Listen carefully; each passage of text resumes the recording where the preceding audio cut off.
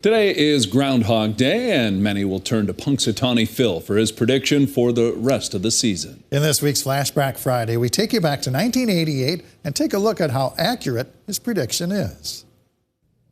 Meteorologists at the National Weather Service in Sioux Falls quickly received word on Punxsutawney Phil's failure to see his own shadow. But after studying their own data, they say it doesn't necessarily mean an early spring in the Midwest. Well, that's a Pennsylvania groundhog or woodchuck, whatever you want to call those things back east. Around here, you have to find a real South Dakota groundhog or woodchuck. And at this time of year, those things are darn hard to find. The closest ones we knew about lived at Sioux Falls Great Plains Zoo. Zoo Operations Director Keith Halverson pointed out a few burrows for us. We decided to wait in the sub-zero temperatures for one to appear.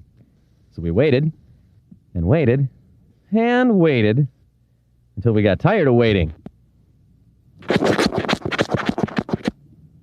Finally, Keith pointed out that groundhogs hate cold temperatures, and that the only reason one would come out of his hole would be to mate with a female groundhog. Are you telling me that it has nothing to do with weather forecasting? I'm afraid that's the least of it, is that normally it's just with the break of the weather and the weather warming up, why this triggers Mother Nature and they come out of hibernation and start doing their normal thing. I'm crushed. Despite the cold weather, we did manage to find a groundhog outside of his burrow in the zoo's museum where it's nice and warm. And just in case there is something to weathercasting woodchucks, we're going to make sure this guy doesn't see his shadow and gets us a real early spring. Mark Furry, KELOLAND News. If you want to see more stories from our archives, go to KELOLAND.com and search for Flashback Friday. Well, pretty amazing that over the course of the years, it sounds like about 39% of the time Phil has been right. Is that right?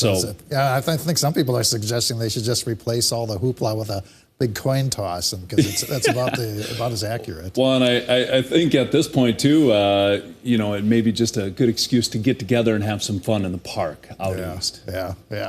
Well, what do you guys? What do our meteorologists think about groundhog? I think any of us would settle for just 6 more weeks of winter. They made a great movie about it. They did. That's what I think. There's that.